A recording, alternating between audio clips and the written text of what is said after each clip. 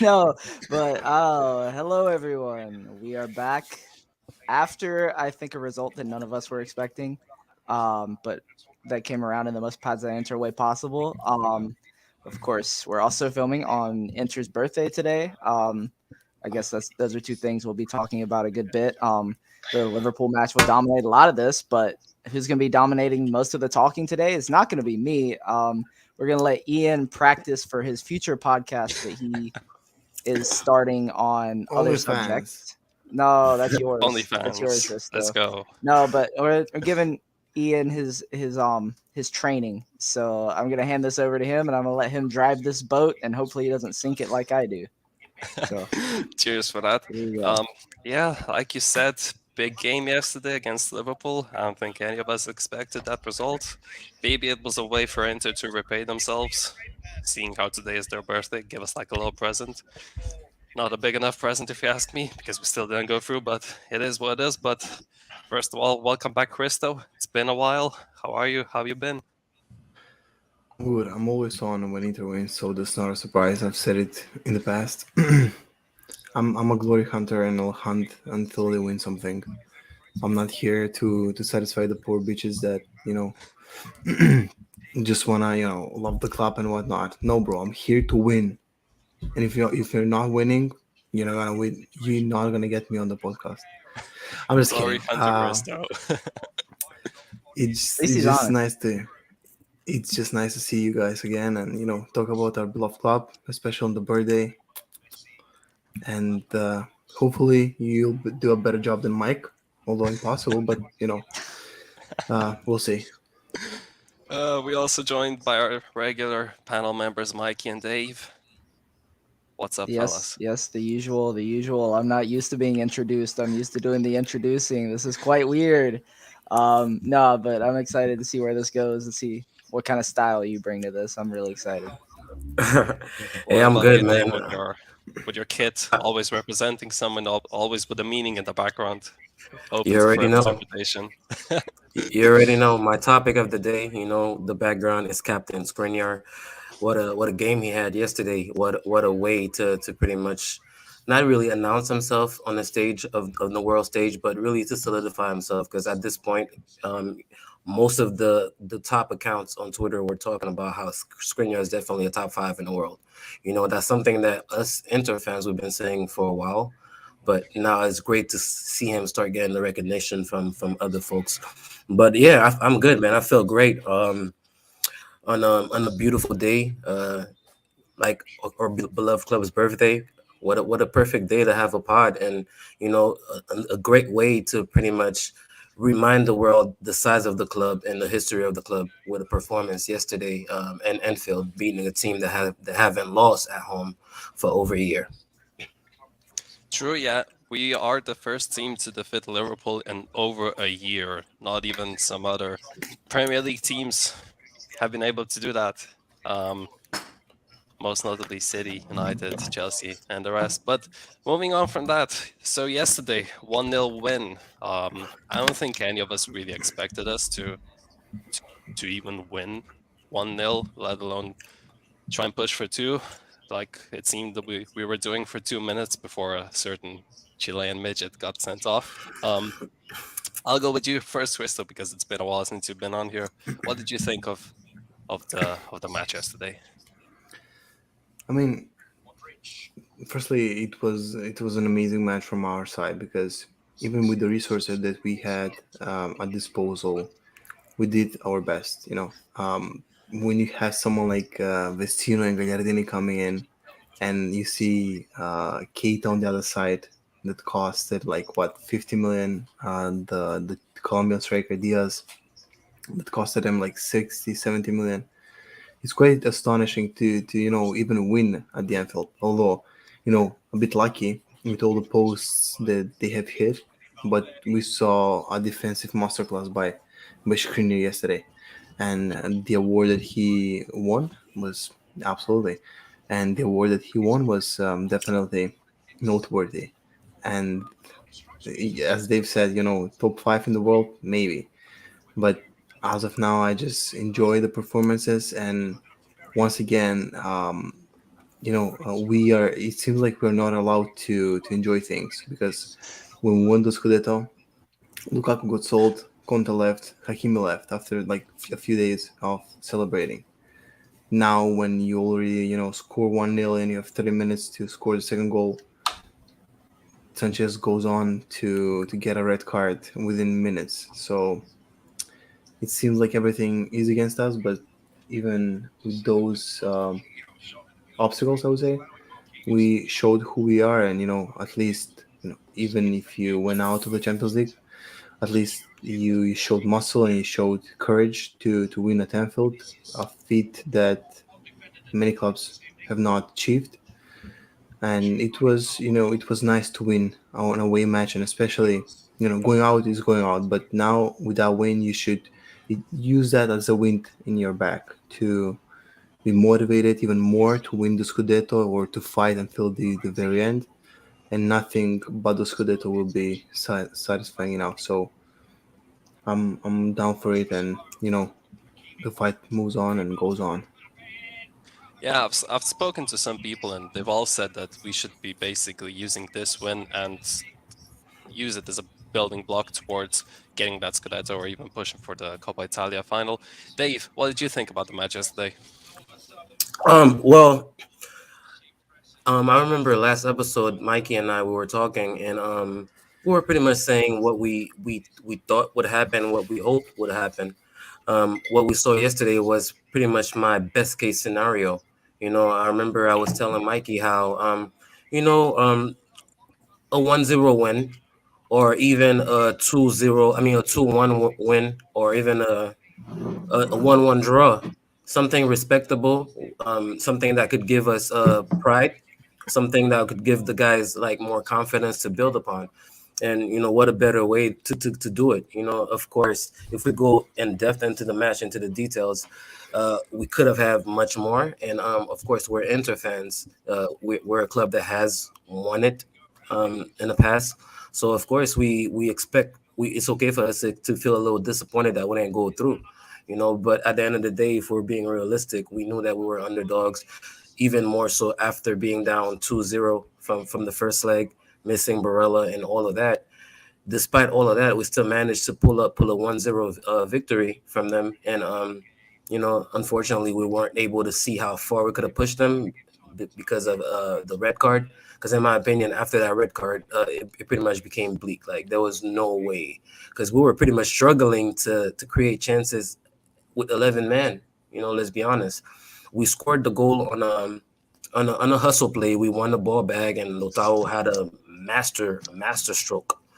Something that he's probably not gonna hit the ball like that 9 times out of 10. So let's not kid ourselves. So at 10 men, I mean that to me just pretty much put the nail in our coffin. I know that the game was over.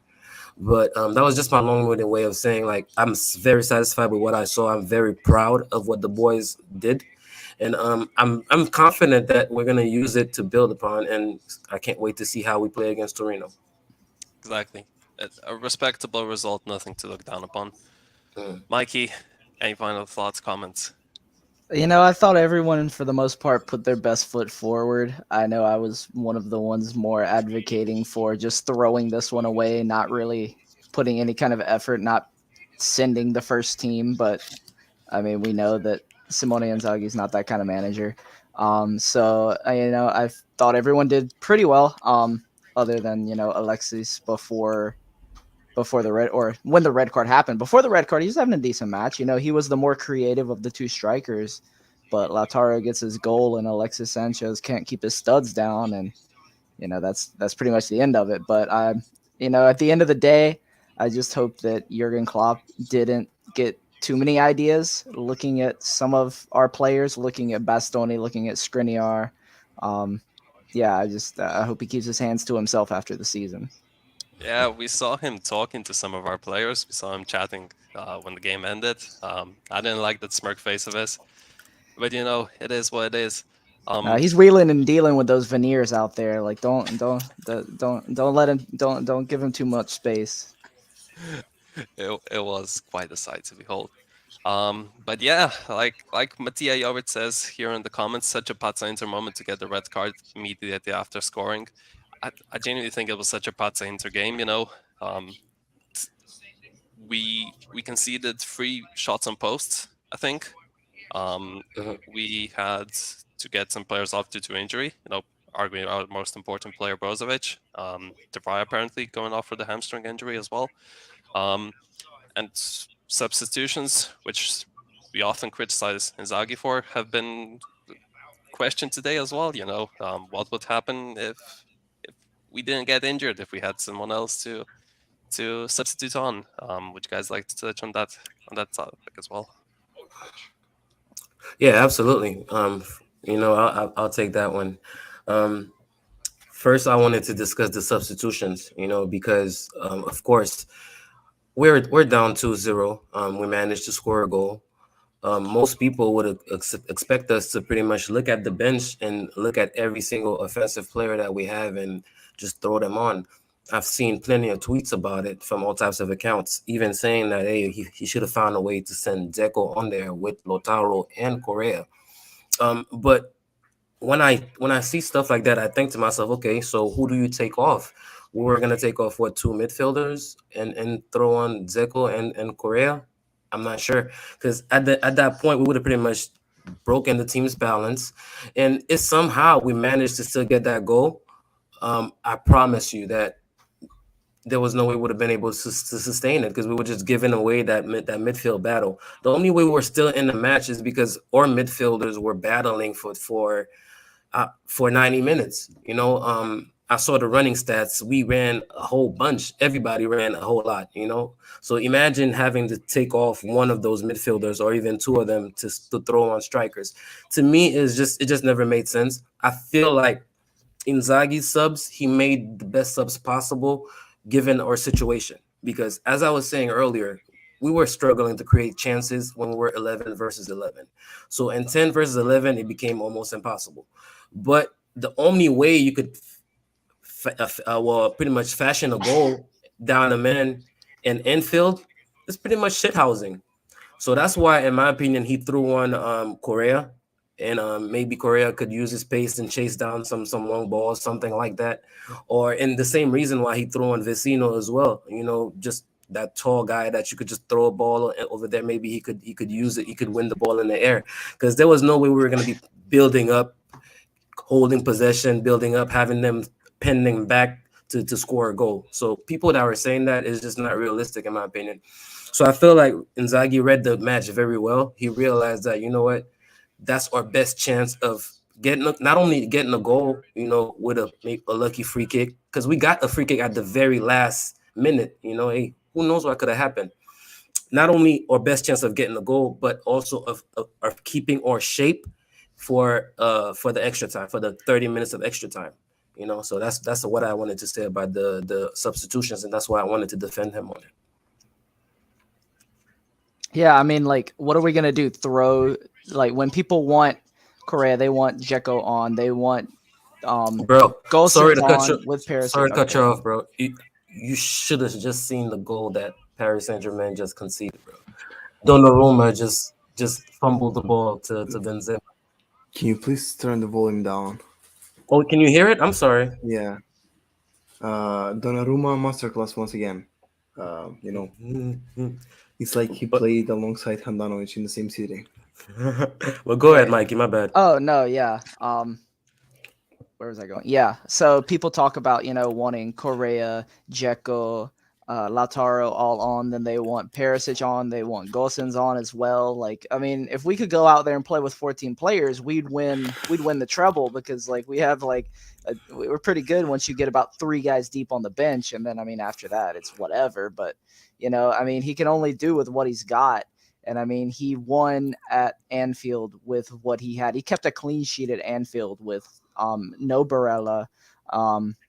Alexis still going off with a considerable chunk of time left. I mean, I don't think Liverpool really wanted that goal too badly after the red card. I think both teams were like, all right, you can have your win, but we're going to take, our aggregate win in advance. But, anyone who was mad at his substitutions, like, I don't know. What do you like? don't be shocked if there's a bad performance at Torino if some of these guys don't go off when they did, because those guys still need rest. I mean, we saw De Vrij and Brozovic with calf strains. De Vrij is pretty much confirmed to be missing Torino. Could be out up to like 10, 12 days, I think, from initial reports. Brozovic could be back for Torino. If we don't have him, that's going to be a big problem because Juric will exploit that because he's a very smart coach. Yeah. So, I mean, once you're down to 10 men, yeah, think about the next game. I think that was not a game to criticize his subs on. And as we like to discuss, you guys in the comments, please, if anybody disagrees with us, please feel free to comment and explain what you guys would have done, who you guys would have taken off to bring on more offensive players. What you guys would have done differently with the subs? You know, the only thing that you can talk about, I think, even today, is not using the Gosens sub, because we've seen Perisic, good or bad, play as a striker. And once you don't have anyone on the bench, just use Perisic up front and put Gosens instead of one of the three in the midfield. So instead of bringing on, I don't know, Gagliardini, bring on Gosens and put Perisic up front, because you needed the second goal. And we saw how crucial was the second striker, because Korea was not able to, sustain the pressure that we had throughout the game. We saw, at times in the 80th minute, Liverpool had the ball for like 5 minutes straight, and they were passing the ball from back to forth, and it was embarrassing But on one hand. But here's what I wanted to say about what you said, Aristo. So you said put Perisic up front, bring on Gosens instead of Gagliardini. Gagliardini came on for Brozovic, so you would have brought on Gosens for Brozovic. That would have left us exactly. with what Vidal and Kalanoglu as the only two midfielders to battle their three midfields. We would not even sniff the ball, in my opinion, especially So down to 10 men. What do you mean? So I mean, we pretty much we wouldn't have sniffed the ball. We would have made it worse than better, in my opinion.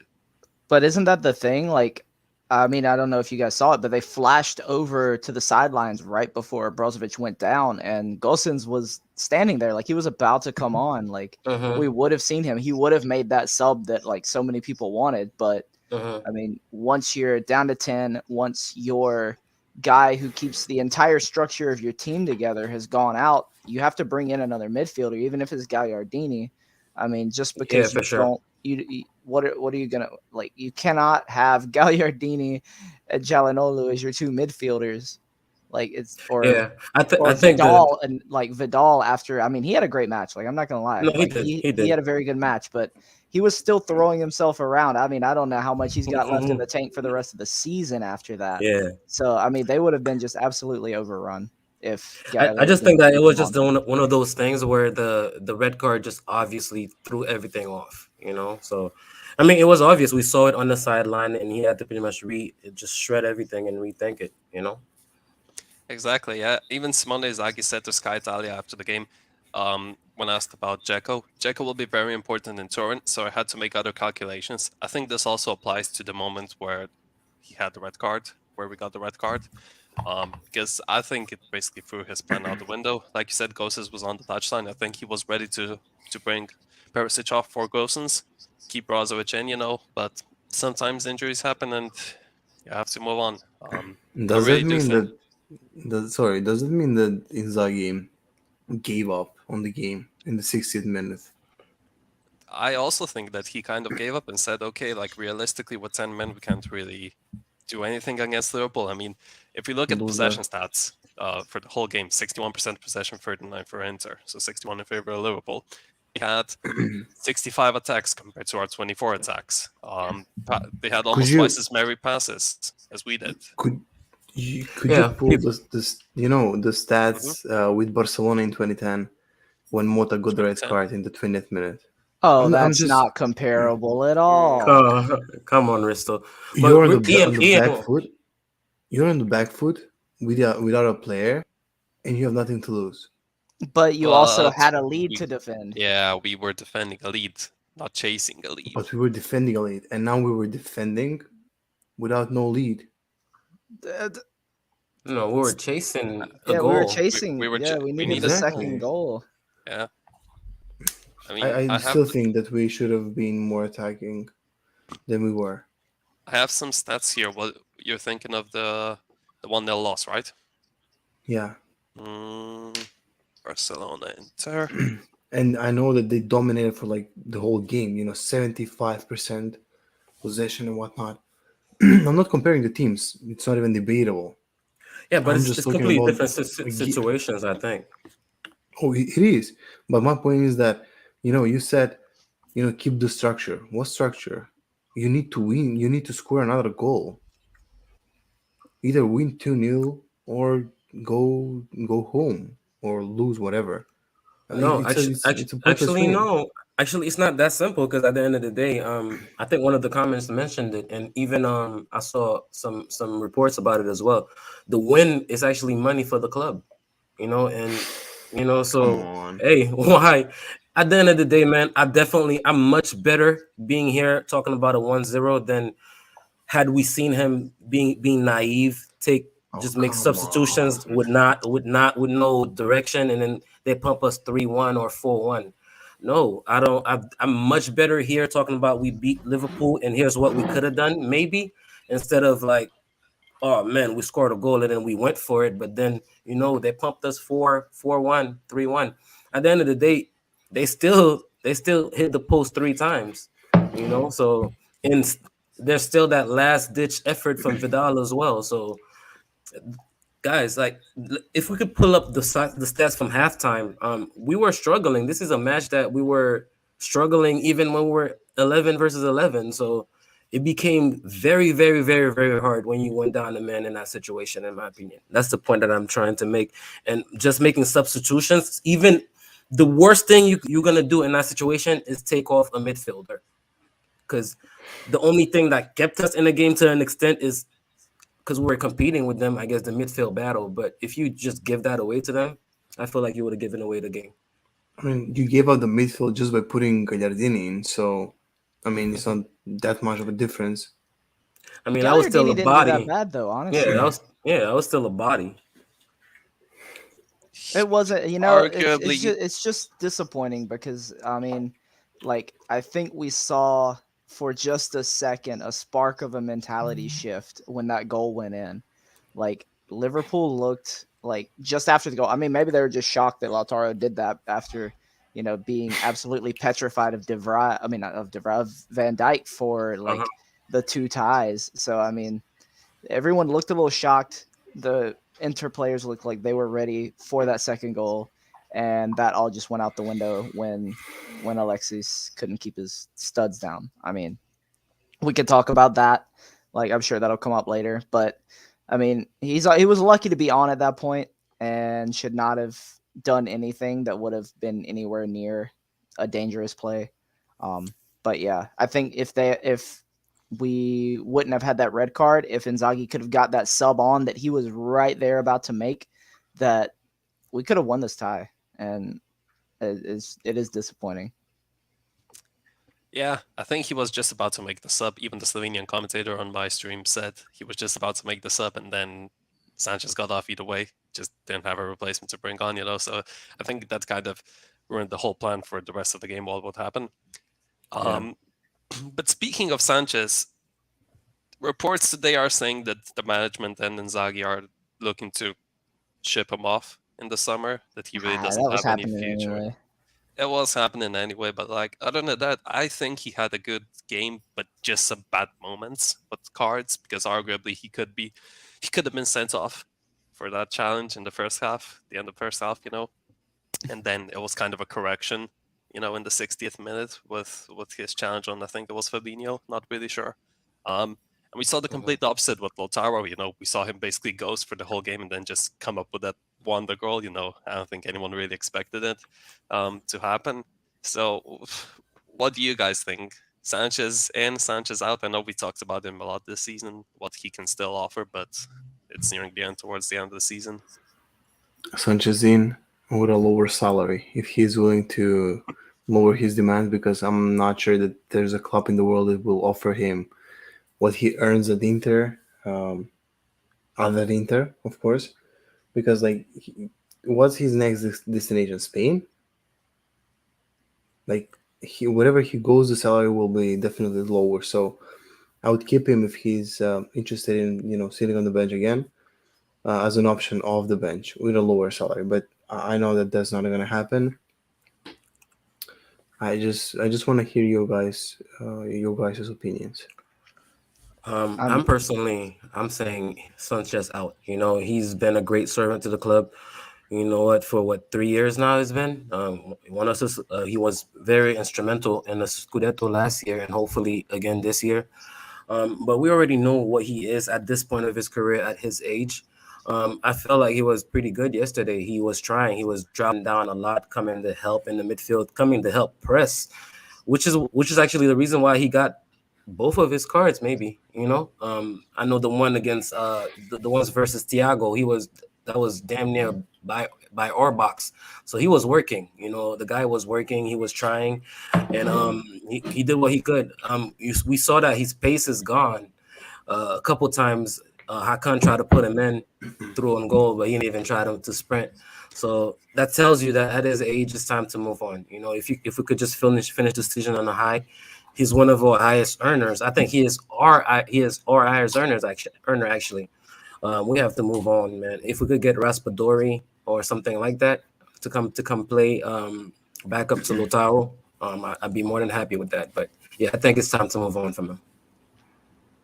yeah, I mean the whole scheme right now, like if you believe the media, if you believe what everyone's saying, and you ignore the link that I've seen recently between um, Luis Suarez and Inter. Like if you completely ignore that, because I think that's just nonsensical. I mean, we're cutting wages. So I mean, Alexis Sanchez, that's the top. If you got a guy that's not starting that is making more than all of your starters, I mean, he's on the way out. Vidal, same thing. Um, Maybe both of them can go back to Colo Colo in Chile, and repeat their heroics of back when they were young, and then right off into the sunset. But yeah, it's not I think happening that way Sanchez. anymore. I think Sanchez is prime for an MLS move. Actually, that would be something that maybe he could still get some money.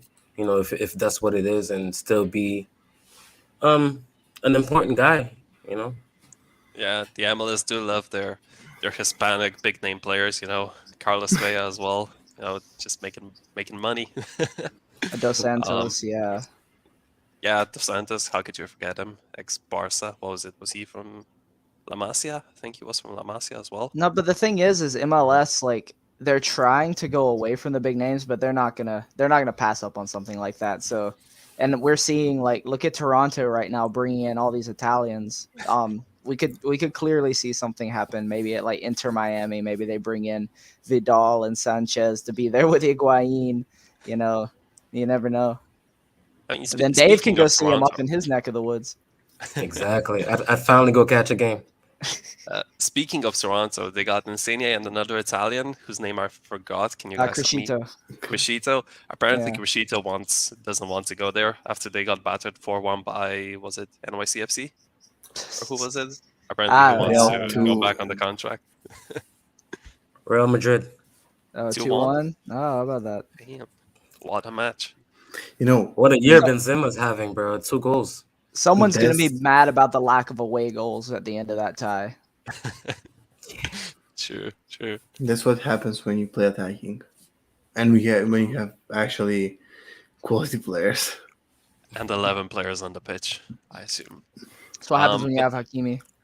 No, wait, no, they're losing right now. Let me not say that. Let me not say that. Oops, my bad. Mikey, could you put Uncle Sharma's comments on the screen for me? He said, put some respect on Vidal's name. I think, like Matija Jovic also said, Vidal played better as I expected him to play against Liverpool in both games, because he was playing instead of Barella.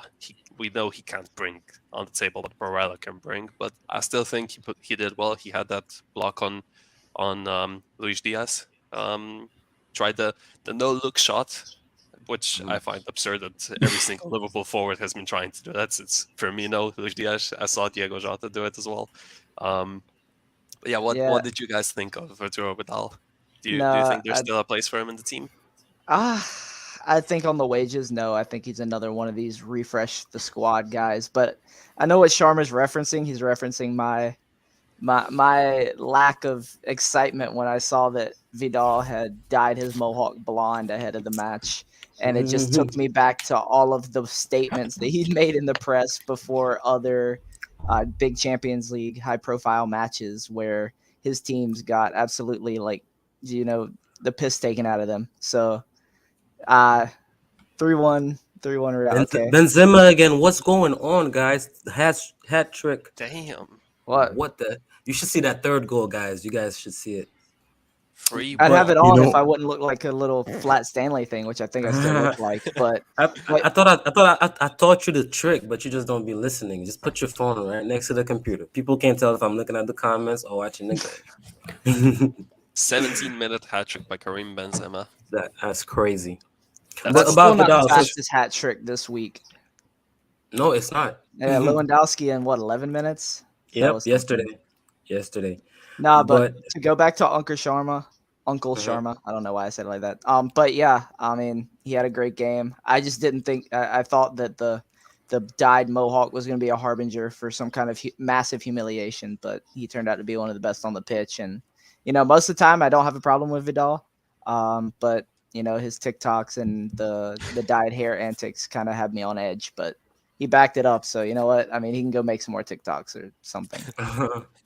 yeah, my thoughts on Vidal. Yeah, both legs. He made sure that he did his best. I guess we could say we still miss Barella to an extent, but he covered the best way possible. With what Barella offers to this team and this system, it's almost impossible to find another player like him. So Vidal did very well, but I think that just like Sanchez, it's time for him to go. You know, did they come together? No. He came 1 year after Sanchez, but they can leave together. You know, he's one of our well, highest. He's one of our highest earners. We can't have it. We just cannot have it, and we could tell that he's finished. All the things he was doing yesterday, he was throwing his body around. You know, he can't reach there no more on his legs. You could tell this is a guy giving you a Warriors game. He's pretty much playing with his heart, but he's not going to be able to do that next year, being a year older. And the wages again, I think it's time for us to refresh. Him and Sanchez, they came and they implemented what they needed to implement to the squad, which is a winning mentality. And then now we have guys like Skriniar, Barella, even Lautaro. You want to mention? We have Perisic, we have De Vrij. We have plenty of guys that you could say now could pass on a winning mentality. So yeah, we could definitely let him go and bring in Fratesi, somebody that is just as busy, but quicker and fresher and has an eye for goal. So that's exactly what we're missing yesterday, and that's the kind of midfielder we need to add. I see that I've been hearing that Juve are interested in him, by the way. So I hope that doesn't happen. for whom? Yeah, For you were also Spalletti? interested for Uh, Spalletti. Fratesi. Oh, Yeah, I read that today. Anything we do, Juve is gonna try to put an ear on. They've been doing that since Beppe got here. I think Beppe is doing the same thing with the whole Dybala situation. So it's posturing at this point. talking about one injury-prone striker leaving and another coming. Oh, Paulo Dybala. Dybala. I thought we just got off the conversation of Wait. reducing our injury-prone strike wages. Well, Risto, was that? I mean, not Risto. Ian, was that one of your topics? Because I know we got to talk about It Dybala, can be. especially It can especially be. with the news that have been coming out. Yeah, apparently Dybala to Inter is getting a little bit that much closer. You know, he doesn't want to renew with Juventus. I heard. So I mean, do who you would? think it's a Mm, real possibility? No, actually, what I'm reading is that it's not that he doesn't want to renew. It's like Juventus are pretty much digging him around. The latest reports I read today before we got on the pod were that his agents were in town to negotiate, and Juve just postponed the negotiations again. You know, so if anything, I feel like that's disrespectful to a guy that you consider a club legend, your captain. So I think they're pushing him away, if anything, kind of like they did Del Piero or whatever. You know, they don't want to do it as loudly so that they don't have the backlash of the fans, but they doing slick little things. Because imagine that, like you already had a deal a deal on the table like that you agreed on back in October. You pull that away from him, and then you say, okay, we're gonna negotiate again the turn of the year. That comes that doesn't happen. You postpone till January, I mean till March for his agents to come, and here comes his agent, and you're postponing again. It's like you're trying to buy time, or you're trying to make him mad and be like, you know what, fuck it, I'm gonna go agree with somebody else. That's the latest report I heard, but I feel like I'm really on the fence with that, man. Watching a match like yesterday, having a player like him, I feel like would have helped. We lacked a lot of quality up front. Dybala, we've seen it millions of times, a couple of times against us actually, where he just gets 1 minute, he gets the ball for half a second and just places a ball. You know, we miss a player like that, but his injury record is kind of scary, man. I was looking for the last 2 years. You see muscle fatigue, muscle strain, muscle fatigue, muscle resentment. You know, that's a guy that it tells you your body is like deteriorating. So I don't know, man. I'm on the fence. I don't want to be openly saying, hey, I don't want him because that's a player that I love. That's one of my favorite players, full stop. I say it here One all of the the time. 31. Leave me alone. That's one of my favorite players, full stop. Okay. Let's ignore Aristo, guys. Um, So yeah, I don't want to be out here saying I don't want him, but then again, I am aware of how much of a risk it would be, even more so at the wages that he would come. You know, so I'm on the fence. I don't think I'm gonna make a decision with that. Mikey, can Alex you is just leaving. pull my tab on the Okay, screen so you we have can share it we got for some the YouTube stats. people? So All just right. listen to me. Alex is leaving as well as Vidal means more wage cap, which means, in theory, signing the ball on free. And if I were playing Football Manager, just loan out Lautaro to Chelsea and get Lukaku on loan for a year. Come on, man. Let's be realistic here, Christo's the man. Nah, first bro, guy to ever get relegated in Football Manager. bro, I made so many. I won the fucking Champions League with Genoa. I was sporting. I would I love to made see them that. relevant. I would love to see Yeah, your football manager saves. We need Well, to like recall okay. You know football what? I'll manager. put some respect on Christo's Football Manager name. I know that way before the Brothers of the World podcast, he sent me a clip of his original podcast, and I'm pretty sure it was on Football Manager. So I'll put some respect on. I'll put some respect on. He's been grinding. Maybe I'm not that saying needs to anything. be revitalized. The Yeah. success speaks for itself. But you guys, I'm glad Ian put on the screen the stats. You know what? That's something that we definitely need to be doing more. And now that I know that you know how to do it, I'm gonna be on you about it. All right, so you really done messed up here. Look at this, guys. So this Groin, these are all groin, the official Make hamstring. sure you read it. injuries. The only thing is, make sure you read it for our actual Yeah, audio I will. listeners. Sorry, I guys. will. So this on screen is a list of injuries by Paulo Dybala officially recognized by transfer market. And since the start of 1920 season, which is the season that got interrupted by the pandemic, the coronavirus, he's been out with COVID 46 days, but we know he's been out for longer, I think, with that. Or was he just until May 6th? I can't remember. Then he had thigh problems for 10 days, missed 2 games. Again, the next season, thigh problems, 47 days, missed 2 games. Also fatigue, 3 days, missed 1 game. Medial collateral ligament injury, which was That's from the big January one. 11th, 2021 to April 1st, 2021, which was last season. He was out for 80 days, missed 18 Juventus games, 18s in a row. Next season was muscular problems, 27 days out, 5 games missed. Again, muscle fatigue, muscular problems, thigh problems, all missed 1, 3, and 4 games. And now this season, apparently now he has problems with the hip flexor. He's been out for 5 days already with that, and a leg injury. Been out for 4 days at least, both 1 games missed. So if If I do quick little math, I think it's 38 to 40, which means a full Serie A season if you collect them all. That's it crazy, is guys. 38. It's And he most of basically these missed injuries, one season. most of these injuries are like no non-contact injuries. It's not like wow, somebody tackled him and this is why he's injured. It's like his muscles are pretty much giving up on him. So I don't know. I don't know. I do think I want to add that though, just for the people that who are in favor. I do think that playing as a second striker would definitely help him out because he would not have to work as much, run as much. He could pretty much camp up there and have the rest of the team work for him because he is a luxury player, and he is the kind of player that you allow that kind of luxury. So the rest of the team would be running for him and allow him to camp up there and just create magic. So that's the reason why the minute the rumors started, I said that I think Dybala is perfect fit for us football wise. I think at this point of his career, a second striker and a two man striker system is the best thing for him because he can't play on the wing, he can't play as a attacking midfielder anymore. So that's my See, but opinion. at 28 years old, should be entering But the prime of his the career. thing is, he's Exactly. 28. He's 28, but he's been playing 20 plus games in Serie A since the 2012-13 season. It's 2022. He's been doing that for almost 10 years now. Like No that's wonder he's been getting so many muscle injuries.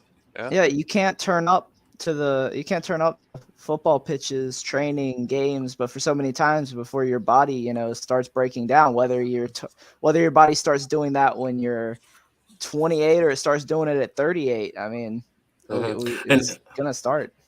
And I think guys, we should definitely. I know we were gonna get to it, but let's get to it right now. The Sean Collins comment about Juve's injury problems. He's been mentioning that for a while, and that I feel like that's a good shout. We were talking about it last pod or the pod before that they've been decimated with injuries. Maybe there's something going on there at Juve Medical or something that they've been having a rash of injuries. Maybe Dybala is part of that as well, but I don't know, man. They But must have good lost shot.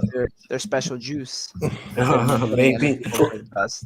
they've been trying to cook up a new batch and they can't get it right. They need to call up Probably. Gasparini. Yeah, Gasparini bought every single juice left at the farm. So these are the injuries for this season. Winston McKinney, 15 missed matches. Caio Jorge, we don't even need to talk about him. Oh Chiellini wow, is- he's out for the season, McKinney. Yeah. He broke his foot. Yeah. Yeah. That's not a training injury though. Which That was, bone is that? Metatarsal fracture. it's one of the upper foot. I don't know. Yeah, on top Oh of your wow. I sucked at biology, so I mean. foot. New boy Dennis Whoa. Zakaria also tearing up ductor Whoa. muscle. Caio Jorge Alexandro. patella rupture. No. Yeah, and they just brought that kid over. Wow, he's out for fucking half of next season as well. Yeah, he did his Was he ACL. I think. playing? I don't even think they were I mean, playing. he wasn't, but like, him. Yeah, he He's did it in just- training. Yeah, so I mean, it seems that we there is forget about something with Chiesa Juventus. too. He's been out for a minute now. Yeah, where's Yeah, Chiesa yeah. here? Since I January think- 10th, 2022. Yeah. Leonardo I believe Bonucci, PSG are March about to 4th. nail this in. Bro, It's he missed. Yeah. We've got this. Everyone We're just giving went this quiet. free clout to Forge of Empires over here in the corner. Come on. Forge of I need a Empires. Thank you for our sponsorship right here. sponsorship. Come on. and he goes and zoom on it. Look at this. Don't worry, I'm working on it. Come on. I'll bring us a sponsor, don't you worry. But yeah, it seems that just like Roma has their ACL injury curse, maybe there's something at Juventus that causes muscles to just pop. Well, I mean, also there's the whole phenomenon of this post-COVID, the rigor in post-COVID, and after having that long pause, there have been a lot of muscle injuries. I don't think that's been, quite researched as much as it will be in the next few years. That still needs some analysis. A lot of teams have had their injury problems. We've had our injury problems, I would say, as well. I thought you were going to pull like a Joe Rogan or an Anthony and blame it on the vaccine. No, we're not that type of podcast. Listen, Joe. Nah, I mean, What the fuck? I've been quite with the injuries. Let's not say that we haven't had injury problems. What injury problems have we had, Mikey? The vaccine Just turned the players Pereira. gay. Oh God, stop. I mean, this Shit. season we had Correa. However many times he's been out. Sorry, Um, Mike. Can you pull up Inter's injury history throughout the season? Yes, No, sir. it's not gonna Yes, be yes, okay. Yeah, let Ian. Ian do it. Don't Go. let me do it. I was about to say I'm not Yeah, gonna get it very go on, quickly, Mike. but I can do it. Listen, Ian's in trouble. He doesn't know it. He's about to have to do like PowerPoint presentations and all types of stuff. I can't wait to get back in the chat with you guys. It's my Show, 8-year-old laptop. Wait a second. It's Yeah, that overheating. thing's probably making jet Bro, engine noises. nah. It's a heat. Fuck everything that Ian's saying because I've seen his monitor. It's like Yeah, but flat that screen, that one doesn't have a edged out. camera. Shut That one oh, up, doesn't he, have bro. a he got a camera. curve. He got a curve monitor. Yeah, bro. He's like 50 inches. Yeah, I heard about you Slovenians, bro. 15 inches, maybe somewhere else. I don't know. I don't know Hey about flat now, hey screens. now, hey now, hey now. Ole. Where do you find injury history? Is it here? Bro, Well, Yeah. Mbappe is While amazing. while I search for that, I also wanted to touch on. Apparently, Fares got a red card yesterday. Yeah, I saw it. Assistant manager. Hmm. Was it for objecting? Yeah, it was Um, the after the Sanchez red card. But you know what? Faris, that's a legend right there. That's a king. For sure. Well, since Ian is searching, can we discuss the Sanchez cards, guys? Because I did see a couple comments about it. What do you guys think? Were they fair? Both yellows? Was it sending off unfair? Who wants to take this first? I mean, to me, the second one was a makeup call, and he was already on thin ice after he left an entire footprint on Thiago's leg, like way Knee? up there. Yep. That was like, yeah, Knee. like knee and thigh area that you can't go up there. So I mean, after that, he was on thin ice. He kept throwing himself around, and it's up to the referee's discretion at that point. Bro, PSG PSG bugged bottled. themselves. No, wait. Oh, I And had it. Icardi didn't even get a chance to Oh, and play. Sharma's giving us a little transfer mark tip because he's more of a pro at putting this on the screen than we are. He says he yeah, doesn't think we I can just find yeah, season injuries. I If he was so just much of a googled that. pro, he would not have repped Vidal. But No, I mean he was right. He just made me like eat crow. Come on, he made me eat crow on the internet on Al Gore's internet in 2022. look, Joe. So no, yeah, but yeah, injuries. Since we were talking about injuries, I mean we've had DeVry go out once already with injury. He's going to be out again. Yeah, Correa, of course. I mean, we brought in Bastoni rolled Gosens. the He was ankle. already injured. Yeah, Bastoni, but luckily that didn't become That anything. I think we were lucky with that. When I rolled We my were ankle, very I lucky. couldn't walk normally for for a whole Yeah, and month. I mean that's So a tall person. So I mean that how seems tall like is it would be much Bastoni? easier. And that's about it, man. So yeah, we haven't had that many I mean, injuries, we haven't right? had like an epidemic of injuries or anything, but I think we've had our injuries that have, caused problems in the squad this year. Yeah, I think Oh, yeah, even for sure. compared to last season Oh. when we had our crackhead Pintus. Darmian was also out for a bit with injury this season. So Bastoni's But only that was 1 when meter 90. Dumfries came good, so that ended up being okay. But if Yeah. Dumfries wouldn't have settled, that would have been a much bigger issue. Yeah, I agree. But when you compare it to pretty much what Napoli had to face, what Juve are facing, what Milan had to face, I mean, I feel like we were allowed to skate. Knock on wood. Hopefully, it doesn't happen. Come on, fellas, who do we prefer? Alessandro Bastoni But I mean, yes, or yeah, Vidal? I'm sorry. We didn't touch Vidal. much on Vidal? Sanchez. But yes, tomato. Alexis, I feel like the sending off was fair.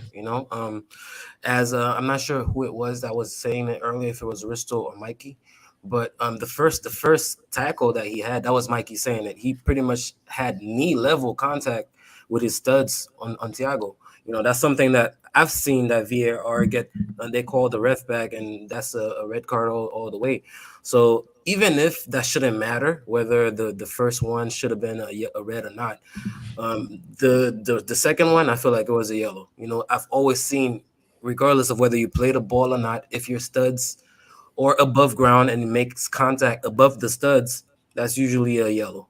So that's why when I saw it happening live, at first I thought it was a little harsh, but then when I saw the replay, there's nothing he could have done, but it's just one of those things that it's part of the game, and you just have to take it. It's kind of like uh, one of those handballs in the area where you don't mean to do it, but since it's part of the game, you just have to pretty much concede it. So it's the same thing, I think. I feel like that was always going to be a yellow, and he's gone. It was, yeah. Plus, he already. Some people say he should have been sent off earlier. I think it was only fair. I just wish. Well, at his age, he should be more aware of, the way that he's going into challenges. I get that he got the ball, and like people saying that he didn't see Fabinho coming, which is fair. I mean, what are you supposed to do at that point? But what you can do is not get into that situation. That for me was where it went wrong. And what I do agree on though is like, okay, maybe the referee could have given them a pass, but that would have been at the referee's discretion. You have to be aware of the situations of the match. We literally just scored a goal, our adrenaline is pumping. There's a loose ball in Liverpool's half where we get a chance to win the ball and attack again. So come on, man, like especially if you see that the guy played the ball. You give him a very stern talking to. You tell him, yo, listen, if you breathe on somebody next time, I'll send you off. Whatever.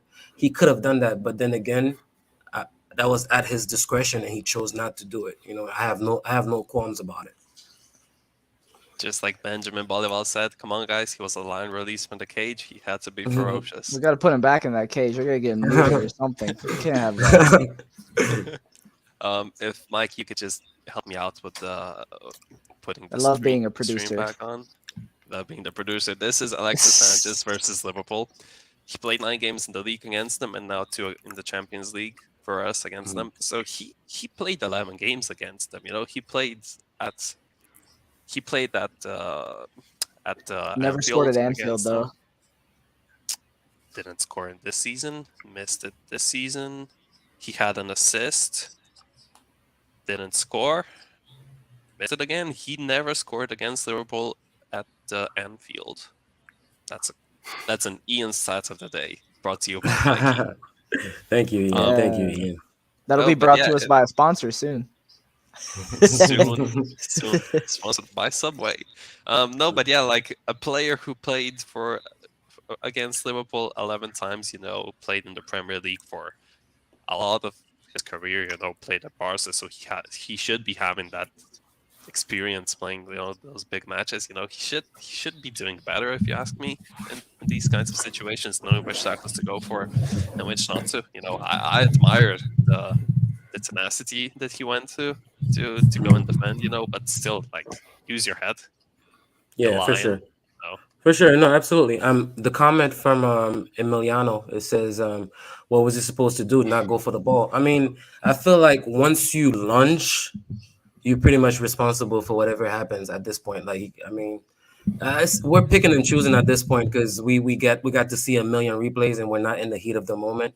I hate doing that couch potato stuff, but then at the end of the day, he could have stayed on his feet. It's not like he was making a goal-saving tackle or something like that.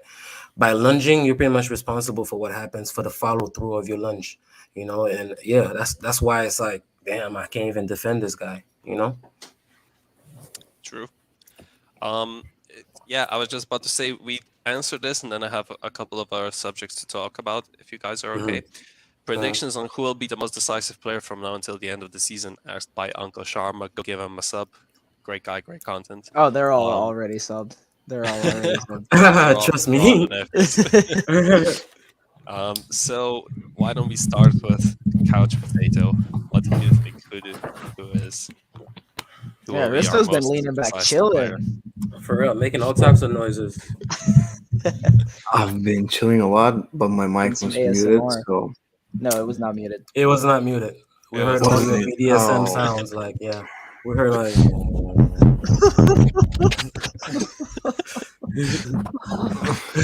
So this is ASMR for all the Spotify listeners. I don't know. Probably our defense, I think, as a whole. And I think the greatest impact of them all will be by the goalkeeper. I think I've said it many times over and over again that I think that the goalkeeper position in other sports is more important. But I think in football and at Inter for a decade now, it has been the goalkeeper because when he performs, I think team is behind the team, and the whole team is behind the club. Meaning, not only a captain, but he can motivate a lot of players if he makes some good saves. How possible is that? We don't know because he doesn't seem like he's in the headspace at Inter. As we've said the same thing about De Vrij for time and time again. Um, I think him because so far he has underperformed in most matches. I think the other players, like if you say Barella, I mean he's amazing has been so far, and he has been decisive throughout the season. I think Handanovic and Lautaro would be my top two players because if Lautaro starts scoring, I think Inter will lead the race for the Scudetto, and if not, we'll struggle even more in the future. Well, I think personally, I'll go with either Barella or Lautaro as our most decisive player for the end of the season. Both guys are guys that we've seen equally care about the shirt. They feel the weight of the shirt, and the fact that they were both having tough periods in the last couple of weeks, and they came out and said it after the Salernitana match that it was weighing on them, and that they're glad that they're able to get out of it. It's like it tells you that those guys care and that they feel their responsibility in the team. So I feel like Barella, especially after us going out like this, he does feel some kind of responsibility. Like, God damn, I could not be there for my guys. I took a stupid red card, stuff like that, you know. So I feel like he's gonna be playing with a chip on the shoulder for the rest of the season, and he's gonna be our most decisive player for the Scudetto race. So yeah, I guess I talked myself into an answer. I started with Lautaro and Barella, but by the end of my take, I settled on Barella. Um, for me, I'll go Dzeko. You know, he's been doing it a lot this season. I mean, he's been running to the ground more times than I can count by Inzaghi. But I mean, we've touched on Lautaro. If he's on fire, we're pretty much chilling. But if he's not, you still need someone else to be scoring. And when it's not been Lautaro and it's not been anyone else, it's been Dzeko. I mean, you look at the Napoli game. That point is huge. Who got the goal? Dzeko. If he can, continue to score, maybe stay a little fresher for the rest of the season, that could be big when everyone else is off their game and you need a goal to come from somewhere. Jacko is an original answer that I did not expect because even the comments, Sean Collins says Barella, Benjamin Bolival says Lautaro, Matija Jovic says Brozovic. The panel answered their bit, but like, Jacko is a great shout. He is like the All big target knowledge. man, the above average big brain. That's my No, but Galaxy Brain 6D chess take of the day. no, but yeah, like Jacko, the target forward, the big guy that everyone looks for on the end of the crosses. It's a good shout now that we have Gozens on the left side. Who can It could whip be in a important. cross. He Hoban. will be as important as ever. Okay, moving on to something I saw and found interesting was that Klopp touched a little bit on Sorry, Inter in his. I just have to leave as you said.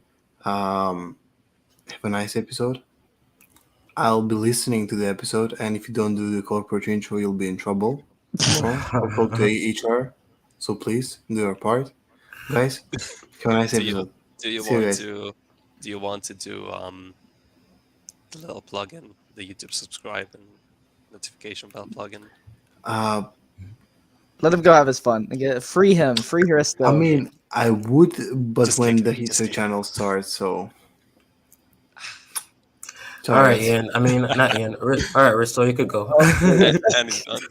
So if Chris don't want to do it, I'll do it. To everyone listening that hasn't already subscribed to our YouTube channel and click the notification bell, it's it's an easier way than just following us on Twitter and regularly refreshing for updates. Here you just get a push notification when we're live, so you know when to join in on the conversation. Speaking of which, Klopp, Jurgen Klopp, Liverpool manager, touched on Inter in his press conference after the game, and on Italian football in general. He praised the teams he faced, which were Napoli, Atalanta, Inter, and Milan, saying that we work hard, we are man marking well, but he also touched on the topic of all the Italian teams. Like, when other people see, where other teams see Italian teams get drawn against them. We saw Napoli in recent years face Real Madrid, Liverpool, other teams. We saw Atalanta being drawn against United. I think some of the other teams, I think Klopp thought that too. They just think, all right, easy 3 points, all right, easy 6 points, all right, we're going through. He said that it's the hard work against. You really have to work hard against the Italian teams just because of that stigma that maybe the league is on the back end, of everyone's minds. When you think of other competition you could be facing with other clubs, you don't really think of Italian teams. Even Juventus, as much as we like to clown them, they can perform in Europe. Do you think that there's too much disrespect going towards the Italian league and Italian clubs in Europe? No, I think it's warranted when you're not making it out of the round of 16, when you're Juventus and you're bottling against Porto and Ajax year in, year out, Lyon 1 year, when you're Napoli and you're getting spanked by the worst Barcelona side in a generation. When you're Roma and getting 7-1 put up on you by Bayern or whoever else putting it up on you. I mean, it's not a good rep. I think it's something that a lot of us that follow the Milan clubs would say, us and AC Milan. We're the two sides that carry Italy in these European competitions, and it's getting back that way. And I think Atalanta also, because they play such a progressive modern European style, that they're even one of the ones that gets more respect. But yeah, no, when you're not performing, when you're not making semifinals constantly, you're not going to get that respect. But I also want to caveat that with, I mean, outside of Bayern and Dortmund, I mean, the Bundesliga doesn't get much respect either, and that's warranted as well because they don't have teams that make it that deep. I mean, it's the places, it's the leagues where you have the biggest teams that are making it the deepest the most often, where you hear the most respect. And yeah, it's something that you gain over time, and it's going to take a while for Serie A to get anything like that back. And if it does come back, it's going to be us in Milan. Yeah, I mean, I think I agree with Mikey. I feel like everything is warranted.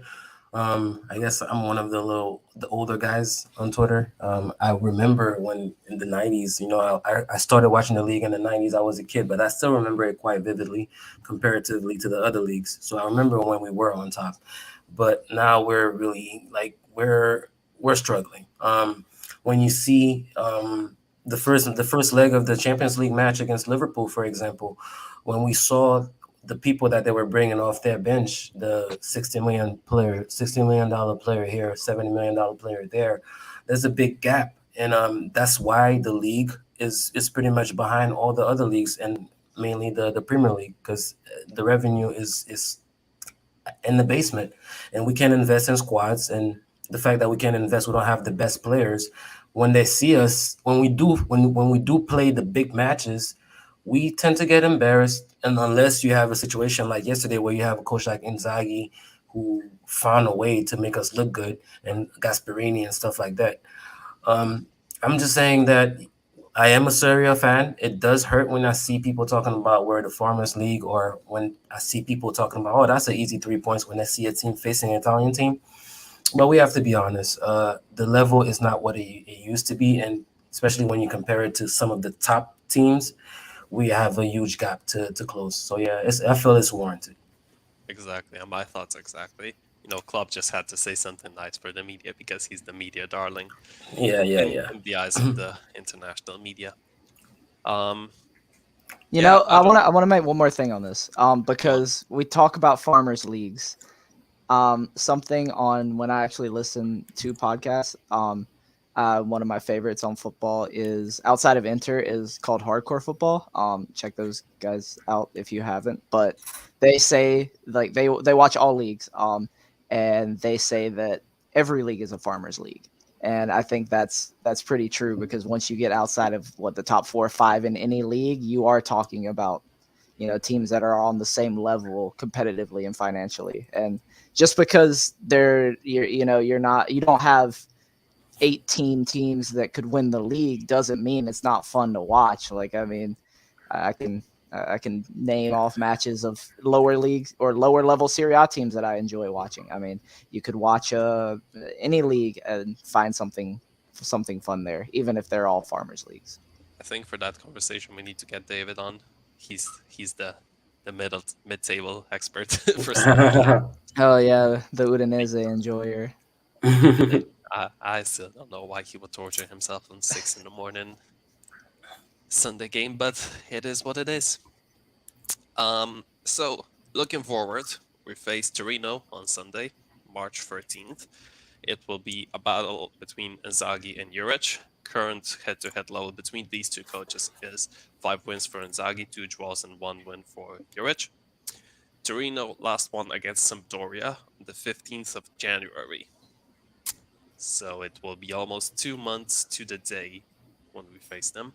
Their last 5 matches have been obviously 0 wins, 2 draws against Bologna and Juventus, be it respectable teams. But they also lost against Venezia,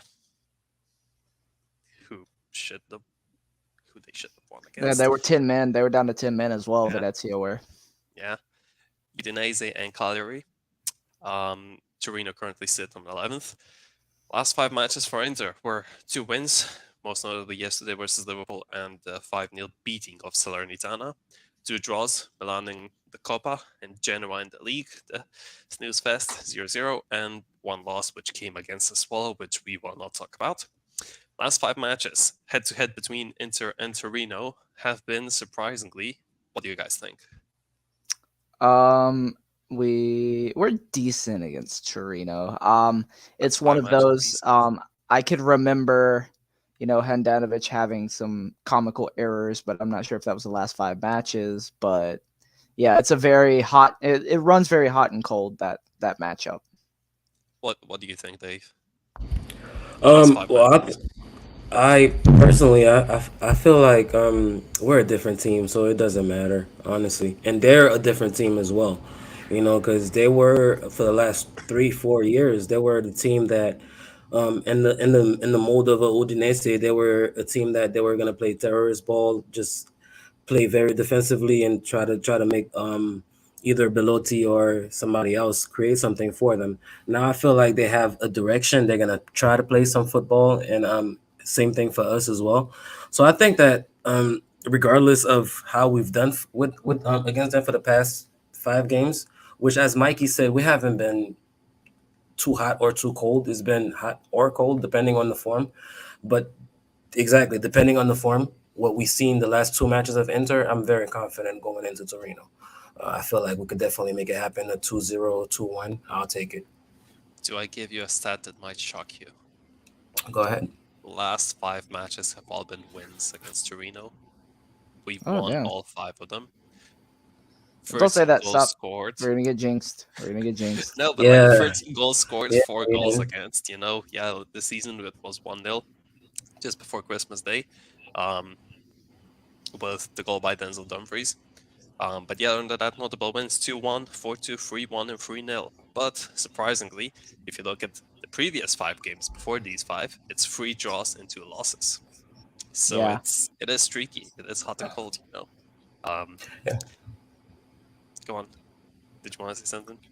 No, but yeah, I'm surprised, honestly. That's why I answered you the way I answered you earlier. Like Mhm. just inbred in my head that, hey, Torino, like we don't automatically beat them, but they don't usually give us trouble either. So I felt like it would have been pretty fair. But I don't know. I don't know if that's something that players really take into consideration when they go into a match. Like, damn, we've beaten these guys the last 5 matches. Or they nor should they, in my opinion. So I feel like they should definitely focus on their form for the last 2 matches, mainly Liverpool, and ride that high to go and face Torino. Exactly, But the because if fact we that look we've at beaten them the last 5 matches, it doesn't hurt either. Yeah, yeah, yeah, it doesn't at all. if we look at the last win of those five, it was like under Conte, and the players that were playing that match notably were Romelu Lukaku. D'Ambrosio was playing in the first team. Matias Vecino was playing next to Brozovic and Barella. We had Cristiano Birargi on the left, Skriniar on the left of the defense, with Diego Godin on the right. So a lot has changed since Was then. that the game? Was that the game where Barella hurt his knee and Yes. Belotti like got a broken rib like 2 minutes in? Don't know about yeah, it is. I thought so. Yeah. Nice Yeah, that was a memory. terrible match. It was in the rain. I remember that because that's what happened with Barella. He was like he turned to get a cross in and he slipped in the mud, his knee buckled, and yeah, he was out for a Yeah. while. Vecino also I think got injured that match and he was out like until like the end of like last season. Do you remember who came on for Barella? That was our It favorite was, Spaniard, Borja came on? Borja Valero. I Yes, the completely old forgot man. about that guy. Mhm. Nah, but Um, it's a very different team from that time. It's a very different very different. style. Torino's very different. I think Mazzari was probably their coach at that point. Yeah, Mazzari was their coach. Yeah, yeah. So it's a very different team. Different team, different schedule. And now we're second, pushing towards first, Torino 11th. Looking ahead after the Torino match, if we play against Torino like we played against Liverpool, they have no chance, says Emiliano. I agree. I agree. We should win. Um, do you guys not worry that this game will be the same like Sassuolo, out of shape, out of gas after a UCL game? Any update on Brozovic? I don't think there's been any update on Brozovic. I thought there was Mhm. going to be one today, but what I've seen so far is, I mean, they're going to probably try to get him for the Torino match, but if he's not there, don't be surprised. Yeah. Yeah. But I do worry about it being like Sassuolo, especially if Brozovic is out. I mean, Juric knows how to press. I mean, Inter coped with the best press in the world yesterday, but that can change. We see teams in the Champions League all the time pull out wins and then go back to their league and lose to a team you wouldn't expect them to lose to. Real Madrid does it all the time. I mean, they pull out wins. They pulled out one today, and then they could go lose to like Elche or somebody in Mhm. in La Liga on the weekend. So you never know. Yeah. I mean, personally, I feel like the fact, like Mikey said, the fact that Brozo is a question mark. That's all too similar to the Sassuolo match. So yeah, that's a banana skin, potential banana skin that we have to look out for. But I don't see, like, when I look at the roster, like, of Torino, I see probably Belotti is a guy that I guess you got to give him respect. But other than that, they don't have the weapons that I could see, like, oh my God, if we're not on our game, they're gonna hurt us. Well, when you compare that to Sassuolo, you had Scamacca, Raspadori, Berardi, Traore, take your pick. So that's the reason why I'm not scared that it's gonna go like Sassuolo. I don't think they have the weapons to hurt us if we're not really on our A game. But I also feel like that Sassuolo game is in the team's mind, and they're gonna make sure that the same thing doesn't happen. Yeah, I yeah. really just hope that yesterday's win can be a building block towards a streak that lasts and that can bring us forward towards the Scudetto. Because after the Torino match, I wrote it down here, we have Fiorentina on March 19th, Juventus on the 3rd of April, Hellas Verona on the 10th of April, Spezia on the 16th, and then a reverse Milan fixture of the Coppa on the 20th of April. So in the next 1 month and 1 week, we have some difficult matches. We have some of them that should be a no-brainer 3 points. Will it Yeah, I be? mean, if Inzaghi has learned any lessons from, the blackout of February, I think he'll apply them and we should be fine against Torino. But Matthias says here that Bremer's going to have the game of his life. And I mean, if he does and then he comes, that's fine. But, luckily we play two strikers. So if he marks one out, the other's still going to be running around somewhere. Yeah, And and you can I mean, and I guarantee. think I think that's very encouraging, seeing that Lautaro is, I guess, he scored the last couple of matches. So I'm sure that his form, his confidence is peaking right now. So Yeah, if Bremer wants to, if they want to stick Bremer on Zeko and mark him out of the match, I expect Lautaro to be able to step up in the format he's in. I'd bet on him to get a goal again. True, but one thing we know goalkeepers love to do against Inter is play the game of their season against us. Torino right now have Berisha in goal and Vanya Milinkovic-Savic. I think Milinkovic-Savic has been the more played goalkeeper with 25 games He's played. injured right now, I believe, is the thing. It's okay, so perfect time for Berisha Yeah, to pull yeah. a great game Also against us, true. you know. Also true. So we will see. No, but I feel encouraged because it was Sepe in goal for Salernitana last weekend, and he's a guy that usually shows out against Inter, and we were able to put that many by him. So I mean, Yeah. Berisha shouldn't be too different. True, true. But you never know with these goalkeepers. You know, That we is see also, Sirigu, yeah. we see the Atalanta goalkeepers, whoever it may be, they just love playing the game of the season against us. Anyone but Rui Patricio, it seems. He seems to be playing amazing against everyone, then just concedes straight from a corner against us. It's Fair. just one of those. Well, now Um, wait, we still have to face them one more time this season. We need to redact that. we still need to play one Yeah, more World Cup Ian's game. been Oh doing all shit. types of jinxing this episode. I don't know what's going on with him. I'm gonna make sure I call him out on all of them too if they turn bad. Like this I guy's may or may riding a not have horse right placed some now. bets before we played this episode, Oh before we Lord, start recording, so either I make money or I'd be happy. make We'll see. money or be right. So as far as predicted lineups go, I haven't seen any yet. Yeah, Having we're a said ways that, out. I will make my predictions and what I expect from the team. I want to see more of Gosens. I want to see more of Correa. I want to see more of Caicedo. We just brought him for the holiday, sure, but at least do something on the pitch.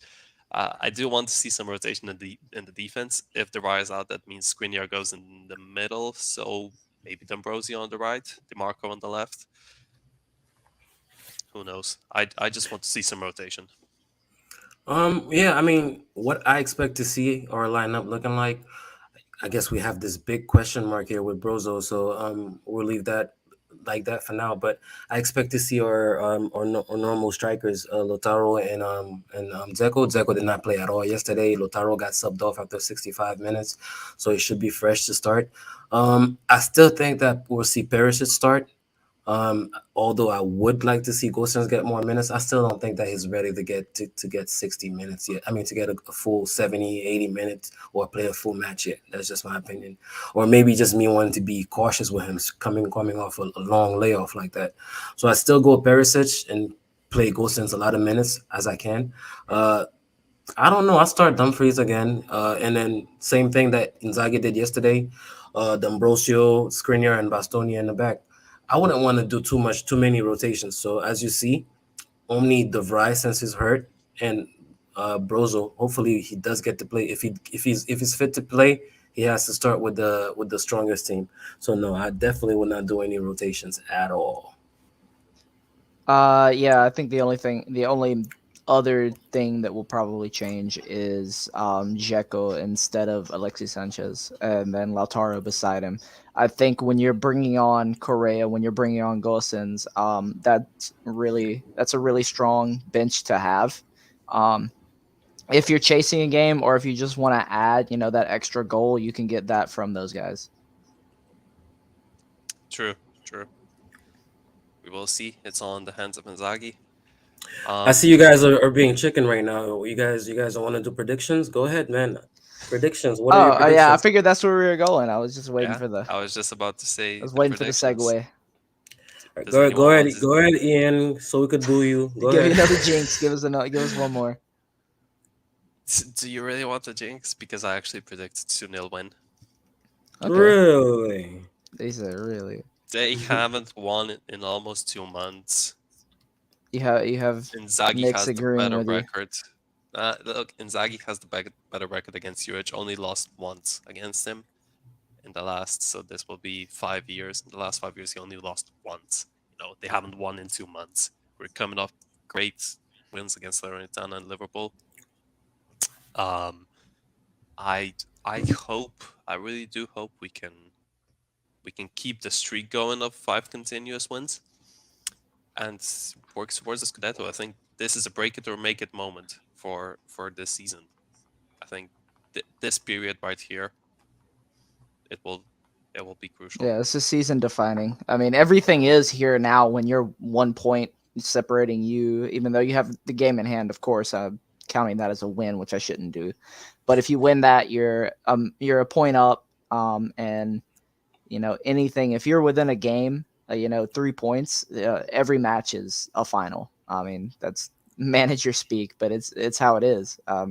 So you got to win these. The only match where I'm like, all right, it's a throw of the dice. We'll see what happens is Juve. Other than that, you've got to be winning every single match from here on out, no matter what Milan do, no matter what Napoli do. You got to handle your business and get yourself to a Scudetto, rather than, trying to hope and scoreboard watch. So Yeah, go on, stick absolutely. your neck. What do you think? What's going to be the result? Ugly 1-0. I'd take it.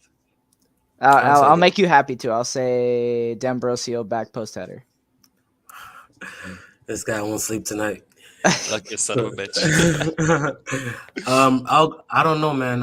I'll go 2-0 if Rozo plays. I'll go hard fought 1-0 if he doesn't play. I think that is the biggest question. Will Brozovic play? We've seen But without him. I think we have good signs though, because they came out and they gave an update on De Vrij situation, confirming that he's injured and that he's gonna be day to day or something. They even said that he could miss up to 10 days, something like that. And Brozo, nothing. So I'm sure both of them got checked out. But so hopefully, it just because we saw that when it happened, he walked off and he tried to play on it. So maybe it's a minor knock, because that guy is just so important for the team, man. So just seeing him pick up a knock, like your heart just starts pounding. So hopefully it's nothing. He just plays. Maybe it was a precautionary sub. He didn't want to agitate something or aggravate the injury, so Yeah. he just took him off. Yeah, I guess we'll see. Hopefully by tomorrow we'll have more information on that. More news on the subject. Yeah. Like we said, game is on Sunday, March 13th. Today is Wednesday, March 9th, so 4 more days until then, which means 4 more days of me milking clips from this episode, which has been going on for 1 hour and 20 minutes. It has been Yes. one of the longest ones. You playing us Yeah, out? we ran long. Yeah. We ran long. I really want to thank everyone in the comments that came out, interacted with us, Mattia Jovic, Sean Collins. I'm just going here reading names. Uncle Sharma, I saw him. Benjamin Bolaval joined us later on. Figo's in here right now. He's got another shopping Figo's list. in here. Okay, so I'm not gonna tell wants Figo anything. Figo wants Jane. Mikey already packed up the pictures that he doesn't see. Nah, on the I can't wall do that. I anymore. can't do the pictures. They're not mine. They're not mine. He wants my headphones, but how will I do the episodes without the headphones, bro? He wants a shirt from Dave. He needs my jacket. I don't even have a jacket. I don't know. I already gave him my conditions for the shirt, so Fico's gonna have to wait till we win the Champions League, man. Figo, if you give us your new @ on Twitter, we'll start talking. For real, man. They banned my dog. What happened? Yeah, he got suspended. He doesn't I'm want to not. give his I'm new not. account. I can't be giving nothing away right now, bro. Don't be betting my stuff out there. No, but yeah, thank you to everyone who came, who's interacting with us in these episodes. It does mean the world to us. Just seeing that you guys want to come here and talk with 4 random dudes about Inter, about a common thing that we love. Any other final thoughts that you two want to give before I give the mandated corporate outro? No, you got it, man. The floor is yours. Okay, so thank you for joining us for another great episode of the Brothers of the World podcast. If you haven't already subscribed to our YouTube channel, Brothers of the World podcast, click the notification bell as well so you never miss a scheduled upload, a live stream, so you can interact with us, be part of the episode, hear your name when you listen to it later on Spotify, Apple Music, or anywhere else. We're also streamed there. We're on Twitter at BOTWPod. We have a link tree in the bio with our other social media platforms. Our personal Twitters are in the bio. And with that being said, thank you for joining us for another episode, and we'll see you next